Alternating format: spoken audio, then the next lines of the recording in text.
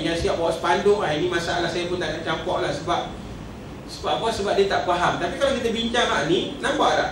Maknanya kita tahu Allah ni Tuhan semua orang, dan semua orang patut menyembah Allah. Kalau kita halang dia menyebut Allah, habis lah. Tak ada ruang dan tak ada peluang kat situ. Okey, ada soalan lain selain daripada itu? Okey, boleh ikut. Ustaz. Kadang-kadang kita dengar daripada umat Islam sendiri, yang dia terkejut ke, dia apa ke, dia tak, oh my God, cedol. Dia bukan my God tu. Saya cari perkataan dia gosh. Gosh tu bukan refer pada God. Gosh. Dia ni perempuan. Saya pun dulu saya dengar, oh takkan oh my God. Tak, dia ada orang Inggeris ni, bila dia melatah dia gosh. Gosh tu apa saya pun tak tahu. Tapi dia bukan rujuk pada God Allah ni tadi. Kecuali dengar betul dia gosh. Saya duk cari gosh kan ni OMG. Ni orang sebut OMG. Ni perempuan biasa dengar tak OMG. Lah ni budak-budak OMG dia gosh. Perempuan pernah melatah tak? Bila tu saya buat batu, apa yang keluar? Allah memang dah ni. Oh mak hang, jenis tu. Pernah tak? So oh my gosh ni dia lebih kurang kat situ.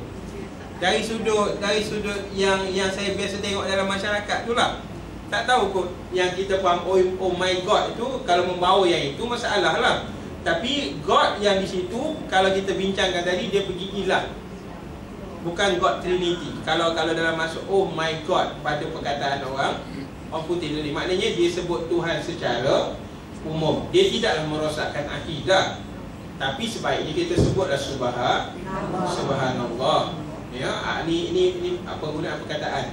Sebab God ni tadi dia akan pergi maksud Tuhan. Nanti kita kat sini banyak lah. Mana saya nak potong ni? Okey. God bukan ilah. God maksudnya ilah. Bukan Allah. Ya, ataupun ilah ni bahasa kita Tuhan.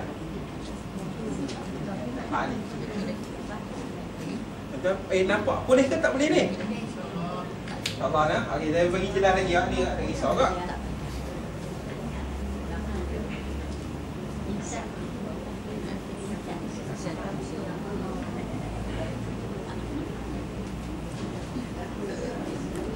Okey. Ni dah. Kita sebut la ilaha illa Allah. Illallah. Ilah ini kita dah sebut tadi nakirah, umum. Umum tu maknanya apa? Semua Tuhan. Okey, jadi ilah ni dalam bahasa Melayu ialah Tuhan. Dalam bahasa orang putih God. Oh Tuhanku. Inilah lah. Tak salah kita sebut. Kalau kita sebut Allah, dia terus jadi khusus. Sebaiknya seorang Muslim dia terus sebut Ya Allah.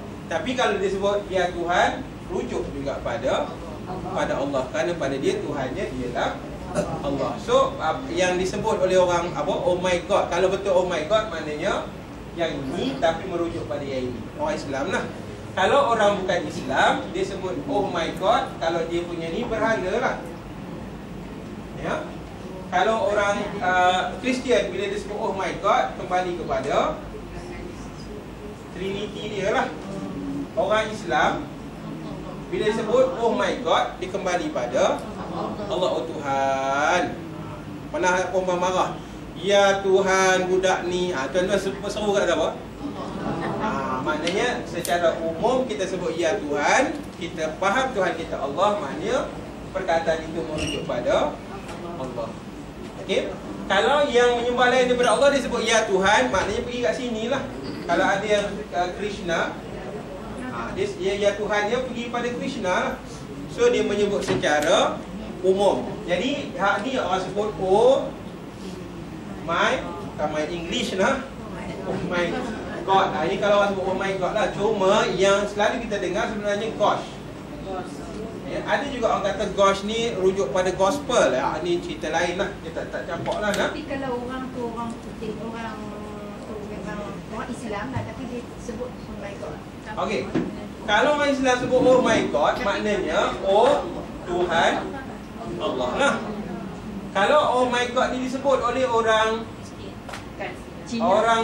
China, orang Buddha kan, maka oh my God ni rujuk pada berhala. Kerana God ni maksudnya Tuhan yang umum. Rujuk pada bangsa dia. Rujuk pada bangsa dia lah. Kita pun boleh balik oh my God. Maknanya kita rujuk pada Allah lah. Tapi sebaiknya sebut terus Allah, ya Allah pula. Sebut nama Allah ni dapat pahala lah. Sebut God tu tak dapat pahala kan. Tapi anak-anak kita balik dari London semua kan. Ada cerita lain lah. Okey, mana? Okey, dia bergantung pada siapa kita. Kalau kita Muslim, Allah lah. Kalau yang bukan Muslim, ada pergi pada Tuhan ni tadi. Okey, cuma kalau anak cucu suka sangat sebut, tukar dia. Sebut oh my God tak dapat pahala, tapi sebut ya Allah dapat pahala. Kita pun pernah marah anak-anak, ya Tuhan budak ni aku langsing kan. Tak sebut pun ya Allah, tapi oleh kerana kita Islam, kita faham ya Tuhan ni maknanya ya Allah. Okey? Habis kat situ. Cumanya perempuan, ini masalah memperkenalkan Tuhan ini ya. Anak-anak ni termasuk saya ya, perempuan ya, dia kena diawalkan pengajian tentang Allah ni. Sebab itu kartun ini perempuan ya, yang banyak sangat kat rumah kita ni. Kan? Dia satu perkara yang melemahkan cara fikir ataupun melemahkan hala tuju manusia tentang Tuhan itu sendiri. Bahkan cara fikir. Ya, saya pun ada kartun dekat rumah tu kan, OG. Pernah tengok kartun OG ke? Ada cucu. Itulah kalau dia baring tu sampai sudah. Jadi dia boleh menafsirkan segala perkara di luar daripada TV tu serupa macam kartun. Sebab kartun semua mudah kan. Kena benyek pun tak mati, kena semua kan. Jadi dia menganggap perkara kat luar tu macam tu lah. Kerana didikan tu diambil kat situ. So kalau boleh nak buat macam mana kan. Sepatutnya pada waktu umur macam ini banyakkan cerita tentang kerasulan, kenabian, tentang Tuhan. Walaupun dalam bentuk animasi tak jadi masalah. Kartun tentang cerita Nabi, cerita tauladan, tapi buat dalam bentuk yang macam itu. Maka barulah dia diasuh dengan bab-bab agama ni daripada awal. Tapi kalau nak diajar baca buku taubat, dia lahum, dia tak marinya. Dia lari, tapi buat dalam bentuk yang macam itu. Jadi kalau ada usaha orang yang boleh buat kartun tentang cerita-cerita Nabi, buat dalam bentuk lawak pun tak jadi masalah. Kerana apa? Nak mengajar budak yang umurnya 50 tahun ke 50 tahun pula 5 tahun ke bawah, memang kena macam itulah. Tapi yang dah umur 50 tahun, janganlah pula dihidangkan dengan kartun lah. Itu keras lah. Peringkat-peringkatnya. Cuma dalam sistem kita tak ada. Yang menguasai media ni bukan orang Islam. Kalau ada pun orang Islam, dia lebih fikir tentang keuntungan. Minta maaf cakap kan ya. Sebab tu dulu waktu saya di Mekah dulu, saya cari satu CD. CD tu sangat terkenal ya, CD Jaziratun Nur. Perempuan pun tak pernah dengar pun. Yang CD tu cerita kanak-kanak lah, kanak-kanak mencari Tuhan. Kan sangat terkenal, didikan oleh masyarakat Arab ni. Dia ganti kartun itu dengan cerita ni. Cerita budak dengan kancil. Ya, dia mati macam cerita Tarzan. Tapi diberi cara dia tengok mati, dia memikir kan. Budak-budak tengok kancil budak semua, dia jadi suka je tengok. Ya, jadi kalau dia asuh lama-lama, dia mula faham. Maknanya hati dia, perasaan dia, pemikiran dia nampak ada tuju hidup dan sebagainya. Start dia di umur awal lagi, umur 5 tahun, 6 tahun. Kita nak rasa sedar bila? Kadang-kadang dah pencin baru nampak benda ni. Nasib baik dah pencin. Kalau tak ada pencin, keras kita dah. Okey. Baik, tak ada dah kot. Kita sambung lagi sikit. Soalan. Kepada berapa terbahagi ini sifat? Dan apa erti sifat? Ya. Kepada berapa bahagi, baca dia. Kepada berapa bahagi terbahagi ini sifat? Dan apa erti sifat? Ya, kata penulis, Terbahagi ini sifat. Kalau perempuan rasa pelik sungguh, bahasa ustaz tinggal terbalik kan, tak ngapalah. Ini cara dia, orang tahun berapa? 60-an dulu kan. Terbahagi ini sifat sekira-kira maknanya kepada 4 bahagian. Pertama iaitu nafsiyah. Yang kedua salbiyah. Yang ketiga ma'ani. Yang keempat maknawiyah. Jangan baca maknawi. Maknawi nama orang, maknawiyah. Ya. Kalau orang Perak sekali dia baca maknawi. Maknawi. Okey, ini maknawiyah. Okey. Baik. Erti sifat itu ialah barang yang tetap bagi yang disifat. Maknanya sifat ialah perkara yang diletakkan kepada sesuatu. Ya, kalau dalam bab ni tadi, sifat maknanya perkara yang kita letakkan pada zat. Ini makna sifat. Macam saya manusia, sifat saya itulah barang yang diletakkan. Ya, sifat ni barang yang diletakkan. Nak kata apa? Macam ni, cawan. Apa sifat dia? Ini cawan ke gelas? Ni gelas. Apa sifat gelas?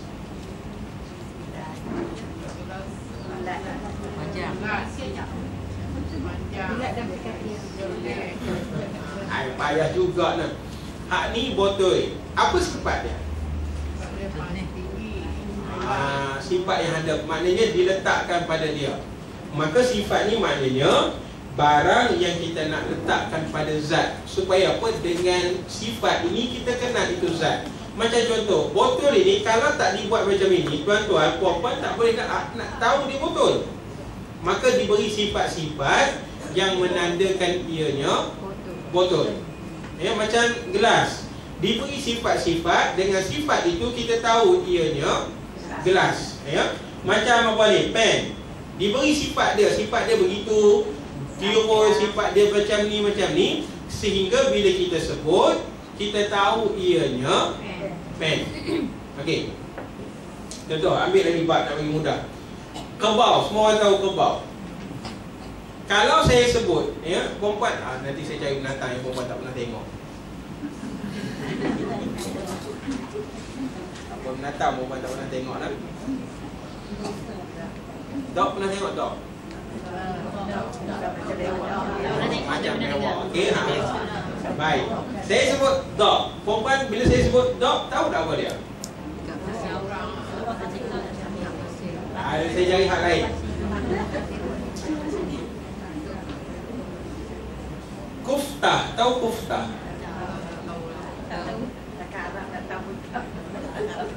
Okey, saya sebut kuftah. Semua orang tak tahu benda kuftah. Saya maknakan dia, saya sifatkan dia sampai perempuan boleh nampak ya. Kuftah, sifat dia sejenis makanan. Dah nampak dah. Maknanya kuftah mesti sejenis makanan. Dalam kepala kita bukan binatang dah. Kuftah bukan kereta, kuftah bukan rumah, kuftah bukan kayu, kuftah makanan. Nampak ni disifatkan. Okey? Sejenis makanan. Jadi dalam kepala kita dah bersih dah sikit. Okey, dibuat daripada daging. Ada tak? Keluar tak nasi? Nasi dah masuk. Perempuan dah kecil kan tu. Kan? Kemudian dibakar. Kari semua keluar, kari tak masuk. Nampak? Maknanya kita sifatkan dia supaya dengan sifat ni kita dapat satu maksud. Ini yang dipanggil sifat. Ya, maknanya sifat ialah barang yang ditetapkan kepada sesuatu. Sehingga dengan sifat ini kita kenal dia. Ya, sebab tu dalam pengajian ini perempuan ada satu ilmu dipanggil ilmu, bukan ilmu sifat. Kalam. Ini parah sikit. Ilmu ini dalam bahasa Melayu dipanggil ilmu logik. Pernah dengar ilmu logik? Dalam bahasa Arab dipanggil mantik. Okey. Kalau dalam bahasa Yunan, dulu saya mengaji dia dalam bahasa ni dipanggil logos. Okey, ilmu tentang logik. Baik, dalam ilmu ni ada satu bahagian dipanggil kulliyat. Ini siapa pernah mengaji dulu dia tahulah. Kulliyat khamsah. Pernah tak siapa ada pernah mengaji ni? Ada siapa pernah mengaji? Tak ada seorang pun. Tak apa. Okey. Kuliah ini dimulakan dengan peringkat pertama jins. Tak apa tadi saya jelaskan. Yang kedua, now. Tak apa, ni puan-puan jangan duk risau lagi. Yang ketiga dipanggil fasal. Yang keempat dipanggil arad am. Tak apa. Hak ni dia punya formula. Contoh, perempuan pergi ke satu tempat, orang tak tahu kambing. Kambing, kita je tahu kambing. Kan, pergi ke mana negara tak ada kambing? Semua negara ada kambing. Okey, tak apalah. Ada kata cucu perempuan tak tahu kambing apa dia. Macam mana nak mulakan?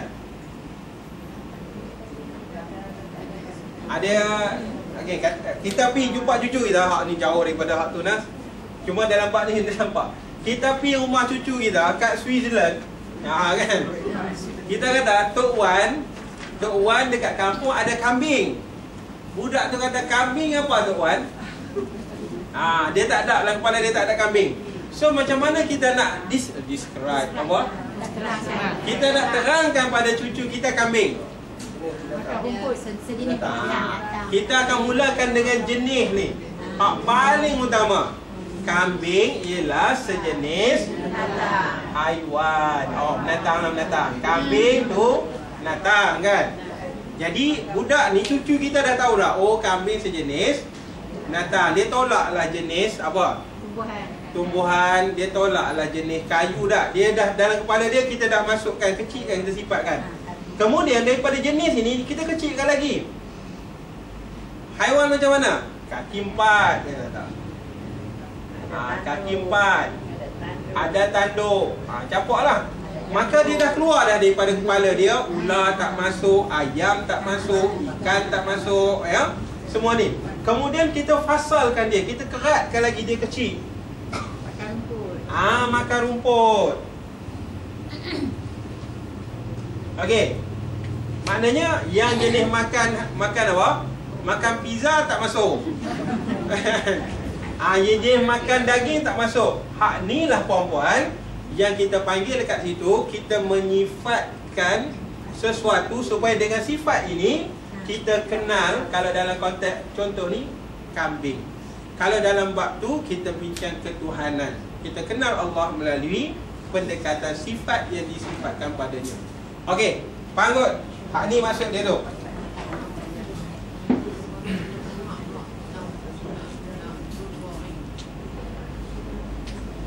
Okey, habis kat tu nak. Jadi puan-puan ya, baik. Sifat ni tadi kita bincangkan dia ada 4 jenis. Satu sifat nafsiyah, satu sifat salbiyah, satu sifat ma'ani dan satu sifat maknawiyah. Keempat-empat sifat ini kita sifatkan ianya pada zat Allah Subhanahu wa Ta'ala. Supaya apa? Dengan supaya apa? Dengan keempat-empat bahagian sifat ini kita lebih kenal Allah secara tafsili. Maknanya secara detail kita boleh bincangkan sehingga kita dapat satu ilmu yang benar, yang kukuh tentang Allah, melahirkan seorang individu yang mentaati Allah dengan sepenuhnya. Kadang-kadang sebab kita tak kenal, hilang rasa taat tu tadi. Ya, okey, baik, kita tengok sikit. Kenyataan sifat nafsiyah. Perempuan dah sejam setengah ni, tahan lagi ke? Kalau nak 5 apa? Take 5 boleh kita ambil take 5 sekejap. Take 5 okey. Ambil sekejap, rehat sekejap. Ustaz. Ada yang tadi ni kita untuk mencari sesuatu mana kita kena cari clue dia lah. Ya, clue. Yang paling umum, clue lah. Sebab itu ada sifat hayat kan. Hayat ni hidup. Tapi hidup yang macam mana? Kita kecil kan. baru dia keluarlah yang kita nak. Ini part. Okay, 5 minit. Take 5. Ya. Ardul am. Ardul am ni maknanya satu bentuk gambaran umum yang kita boleh keluarkan pada dia. Maknanya setelah kita apa? Tahu. Kita bawa dia, kita pimpin dia, dapatlah satu gambaran umum. Maksud ni tadi. Bila kita haiwan jenis kaki empat, ada tanduk, makan rumput. Banyak tak lagi makan rumput? Banyak. Apa yang paling khusus tentang kambing? Ngebek. Kecil sikit. Tanduk, lembu pun ada tanduk. Kecil. Janggut ada tak lain dia binatang yang janggut? Pak lagi kan? Mana okey, kita nampak situ bagi kecil. Akhir sekali yang paling khusus janggut. Maka setiap kali dia jumpa binatang kaki empat, makan rumput, ada tanduk dan berjanggut.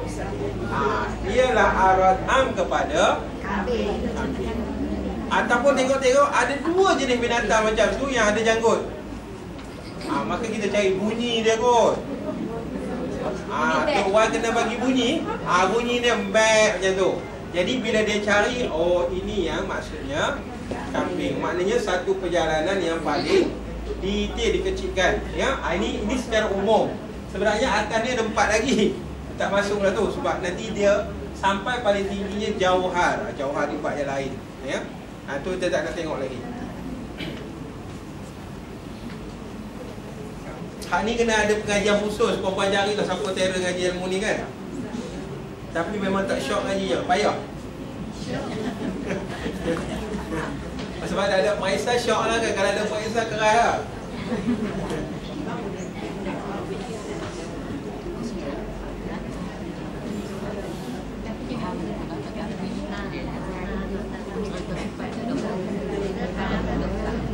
Ada anak keluar tak tak? Kalau di sekolah kan dia buat satu gym, brain gym. Brain gym ni apa? Exercise. Perempuan tak payah lah kot. Tak lagi apa yang krem tu kan. Tak jadi ngaji dah. Okey, kalau ni kita sambung sikit je lagi. Kita ambil satu part. Ya, ada siapa nak tanya lagi part ni? Boleh kita pindah pada topik ni. Ini perempuan ni betul-betul mengaji lah. Baik, kenyataan sifat nafsiyah. Kita dah bincangkan ni tadi. Kita dah tengok secara apa? Detailnya ya. Baik, apa makna nafsiyah? Dan nyatakan apa dia, dan sebutkan lawannya, dan dirikan dalil atasnya. Banyak kendak je ni ya. Pertama makna nafsiyah, kemudian apa dia, kemudian apa lawannya, kemudian apa dalilnya ya. Baik, makna nafsiyah itu iaitu kelakuan yang sabit bagi zat selama ada zat, padahal tiada dikeranakan dengan satu kerana, yakni kerana sifat lain, seperti maknawiyah yang lagi akan datang. Dan ianya nafsiyah yang menunjukkan atas yang bersifat dengan dia, diri zat, bukan makna yang lebih atas zat.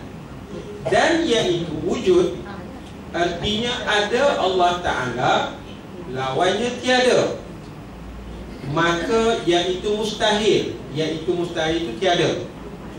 Dalil akal baginya sekalian makhluk ini, yakni daripada adanya dan tiadanya makhluk, geraknya dan diamnya makhluk. Okey, dapat? Saya ulang. Ini sikit ya. Saya nak cari bahasa sebenarnya ni perempuan. Duduk daripada apa semalam duduk tengok, pagi tadi duduk tengok sampai lena. Macam mana bahasa nak dapat ni? Okey, saya ulang balik ya. Sifat nafsiyah ini maknanya satu kelakuan, satu perkara yang tetap pada zat selama zat tu ada. Okey? Dan ianya ada bukan dengan sebab sesuatu, bukan dengan sebab apa ianya ada. Ya, yakni bukan sebab sifat lain baru dia ada. Dia memang ada kerana dia. Ya, maknanya dia memang maksudnya itu je. Tak ada lebih daripada tu, tak ada kurang daripada tu. Apa dia? Tak tahu. Sifat tu sifat wujud. Dia tepat. Ya, dalam bahasa lain nak beritahunya, sifat nafsiyah ialah satu sifat zat. Zat itu nafsiyah. Nafsiyah itu zat. Zat itu wujud. Wujud itu zat. Dia tidak ada dengan sebab yang lain. Tak dapat faham? Dia fast lah, dia tepat. Sebenarnya dari semalam saya nak cari bahasa yang boleh bawa orang faham. Tak jumpa.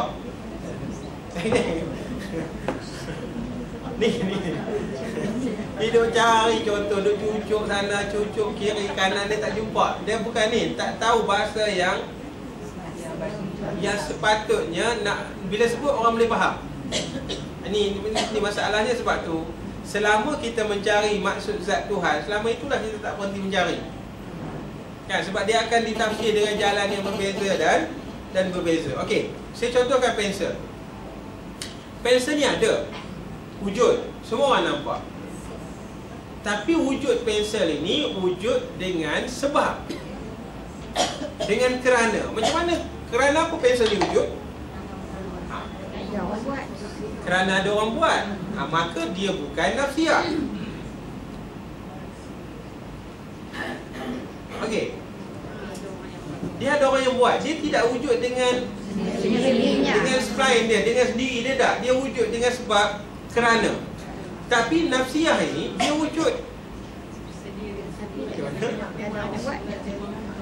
Dia main macam tu. Jangan tuan-tuan bayang pula apa zat lagi Tuhan tu.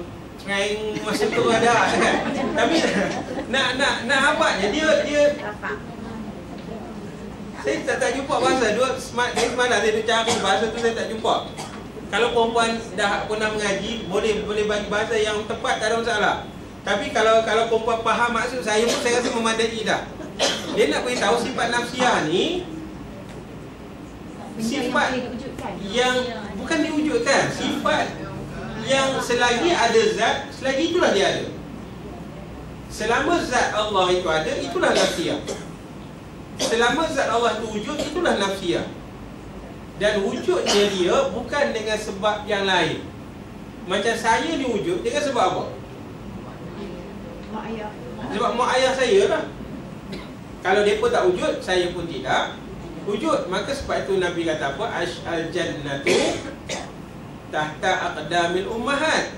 Syurga tu duduk bawah telapak kaki ibu. Ada ayah, tak ada ibu, tak boleh wujud lagi. Ada ibu, tak ada ayah, boleh wujud tak? Boleh. Nabi Isa wujud tak apa? Ya, okey, faham. Jadi sebab tu hebatnya ibu ni. So nak beritahunya yang dalam konteks sifat nafsiyah, dia bukan style yang itu. Dia wujud secara spline ends bahasanya. Tapi tak boleh kita nak bayangkan dia macam itu. Boleh direka bentuk. Dia bukan direka bentuk. Tak lagi kalau makin banyak cakap, dia makin tak faham. Sungguh. Itu cerita. Okay. Peringkat awal ni nampak faham tak? Cukup faham tu. Okey. Maka sifat nafsiyah ini ialah wujud.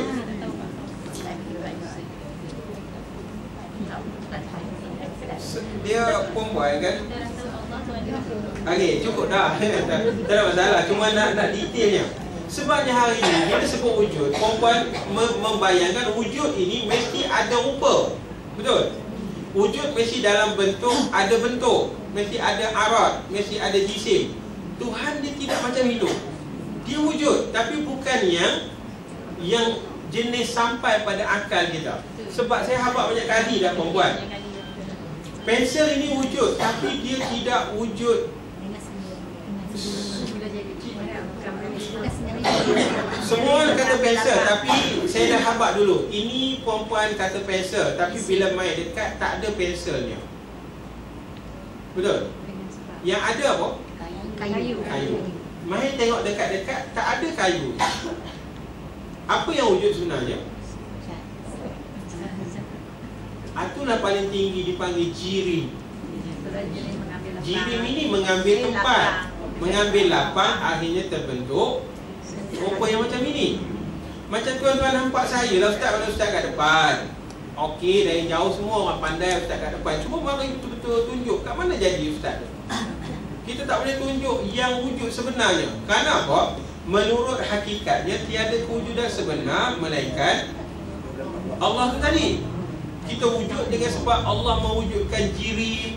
Tapi perbincangan yang ini puan-puan, tuan-tuan, dia sangat-sangat memerlukan apa? Satu fikiran yang dalam-dalam bahasa orang lama dan satu ketulusan hati. Sebab kefahaman yang macam ini silap-silap, salah faham. Ingat cerita seorang sahabat, bukan seorang sahabat, seorang ahli sufi, namanya Al-Hallash. Al-Hallash, tak pernah dengar kan? Al-Hallash ni, ya, dia kata apa? Tak ada apa pada diri aku melainkan Allah. Kan? Dia kata tangan ini bukan tangan aku, tapi tangan Allah.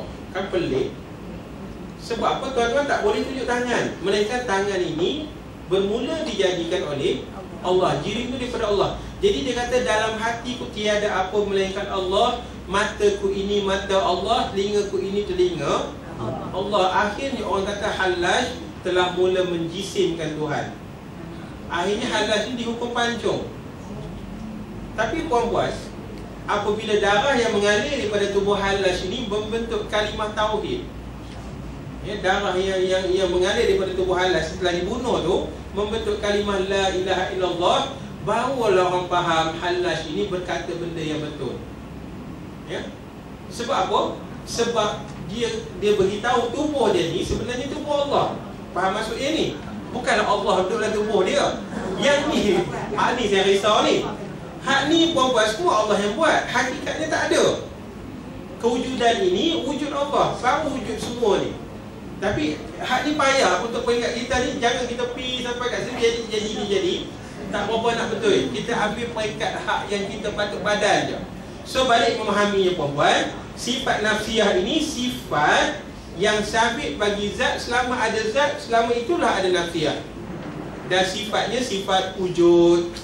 Okey, boleh nampak dah kat situ. Maknanya kita turun balik. Ha? Okey. Lawan wujud itu tiada. Maknanya wujud sifat nafsiyah, lawan sifat nafsiyah ialah tiada. Tiada, ya. Mustahil bagi wujud ini tiada.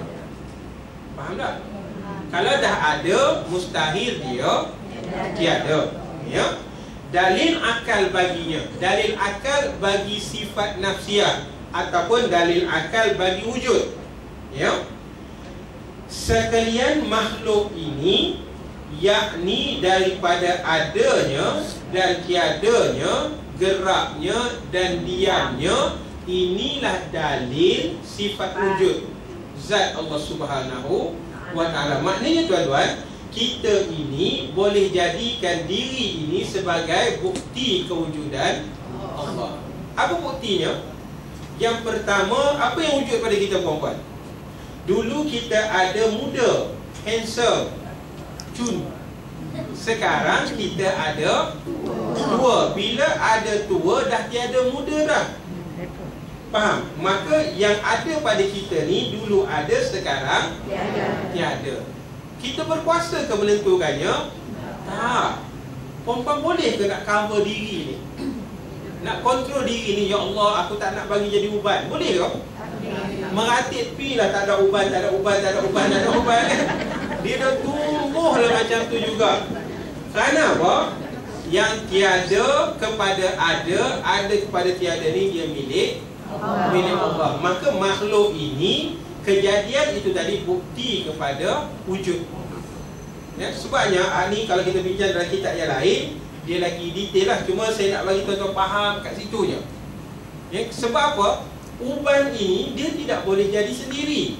Sama lah uban, tak cerita je kan, dah kami ni tua kan. Dia tak boleh jadi sendiri.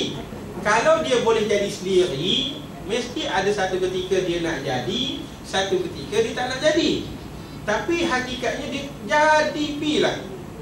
Maka kita tak boleh menolak. Mesti ada yang menjadikannya. Ya, maka sebab itu ada hukum cabut uban. Hukum cabut uban di perempuan, dia ada yang harus, ada yang makruh. Haram tak ada. Harus tak ada sunat. Kalau ada sunat cabut uban seronok kan. Bang main duduk sini nak ambil pahala sunat kan. Cabut uban suami sampai botak je. Dia ada yang harus. Harus ni kalau uban itu tumpuk dan sifatnya berpecah. Berpecah pula apa? Bercabang. Cabang apa? Perempuan tak ada rambut dah. Kita tengok rambut perempuan tu, tengok dia apa? Rekod. Tu uban penyakit. Cabut pilah harus. Ataupun kita tengok rambut kita dia pecah hujung tu, tu uban penyakit. Tu cabut pilah harus. Ada uban yang makruh cabut, uban tanda tua. Rambut elok, tengok dah putih. Tu biar pilah. Supaya apa, setiap kali kita tengok, teringat kita bahawa kita ni dah tu jangan cabut makruh. Ya. Ya. Kalau dia gatal tu macam tumbuh dia gatal. Itu cabutlah. Harus dia tak ada hukum sunat. Sekali hukum sunat dapat pahala banyak. Pahala cabut uban. Okey. Tapi yang bulu kening tu. Bulu kening ni cabut kan? Bulu kening cabut haram. Mal'un. Ya. Dia ada ini bab ni bukan konstitusi yang hilaf ya. Ada bulu kening bukan ni. Dia kalau bulu kening kita ni bila terdedah ni dia menjadikan orang tengok rasa takut apa hak tu, bukan cabut, dia boleh trim. Maksud dia trim. Ya, trim maknanya kita perbetul sikit biar dia nampak ni sikit. Jaranglah kita ada macam tu pun ya. Ada yang dah tak ada kan. Okey, kat mana tadi? Habislah rambut uban habis. Okey, baik. Cerita sifat nafsiah ni tadi. Maknanya perempuan dia tak boleh banyak kat sini lah. Sifat nafsiah ni saya ceritakan balik. Maknanya sifat yang wajib bagi zat. Selama ada zat, adalah sifat nafsiah. Dan sifat ini kita masuk dalam ilmu tauhid, kita namakan sifat wujud. Ya, wujud ni maknanya ada. Maka bila dah ada, mustahil zat ni tiada. Apa bukti adanya zat ini, yakni zat yang mulia ni, Allah ini, kita dah bincangkan tadi. Buktinya makhluk. Kita tengoklah makhluk. Makhluk ni perempuan jangan tengok hak luar daripada kita. Tengok kita. Kita ni adalah tanda kepada wujudnya Allah ni tadi, wujudnya zat. Ya? Kita tengok diri kita cukuplah. Kita suka tengok orang. Tengok kita. Kan bila kita tengok kulit ni dah berkedut, padahal kita tak mau dia berkedut. Kan geram tengok kulit aku ni macam mana nak berkedut kan. Hak ni perempuan kita tak boleh nak lawan. Hak ni dikatakan ada dan tiadanya. Kalau nak lebih besar, makhluk sekejap ada, hidup, kemudian mati. Hak tu lebih jelas. Hidup datang daripada Allah, mati juga datang daripada Allah. Kemudian gerak dan diamnya makhluk. Gerak dan diam ni perempuan bukan cerita bangun, bangkit, berlari. Dah. Gerak ni maknanya perubahan yang berlaku pada makhluk. Dia bergerak. Sebab itu dalam kes ini perempuan tuan-tuan yang semalam dengan yang hari ini tak sama. Isteri kita hak semalam dengan hari ini tak sama. Mudah geram lah. Suami perempuan hak kemarin dengan hari ini tak sama. Sebab dia dah ada gerak dan diamnya. Dia dah ada ubah-ubahnya. Cuma sebab hari-hari tengok perasan. Cuba tinggal lebih kurang 3 bulan, balik tengok. Sebab tu kata orang apa? Orang Melayu kata apa? Sayangkan isteri. Pasal tu pasal jangan isteri pula tinggal-tinggal kan. Dia suami yang tinggal-tinggal kan. Sebab dia akan nampak perubahan. Perubahan tu demi perubahan. Dan nak lebih nampak, tak jumpa lebih kurang setahun, lagilah kita nampak perubahan. Perubahan ini perempuan tuan-tuan sebagai bukti kepada sifat nafsiyah wujud itu tadi. Ya, maka muslimin-muslimat yang dimuliakan, ya, selepas daripada ini kita hanya membincangkan wujud dengan sifat salbiyah, sifat ma'ani dan sifat ma'nawiyah. Maknanya nanti pengajian kita akan berkisar tentang membincangkan sifat nafiah dengan 3 elemen sifat yang akan datang tadi. Kemudian lagi kita sambung apa sebab ada makhluk ini dan tiadanya itu menunjukkan atas adanya Allah Subhanahu wa ta'ala. Sampai kat situ kita Allah ta'ala alam. Ada soalannya?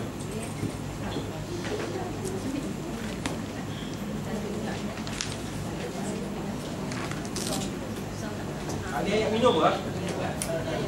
Kau ayat Yasin tu ada?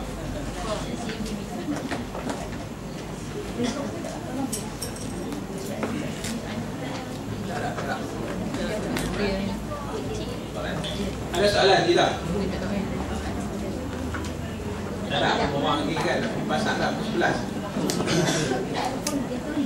A'udzubillahi minasyaitonirrajim. Bismillahirrahmanirrahim. Alhamdulillahirabbil alamin. Hamdan hamidin, hamdan sabirin, hamdan yuwaffi ni'amahu wa yukafi'u mazidah.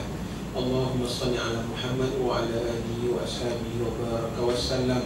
Allahumma inna nas'aluka ridhaka wal jannah wa na'udzu bika min sakhatika wan nar.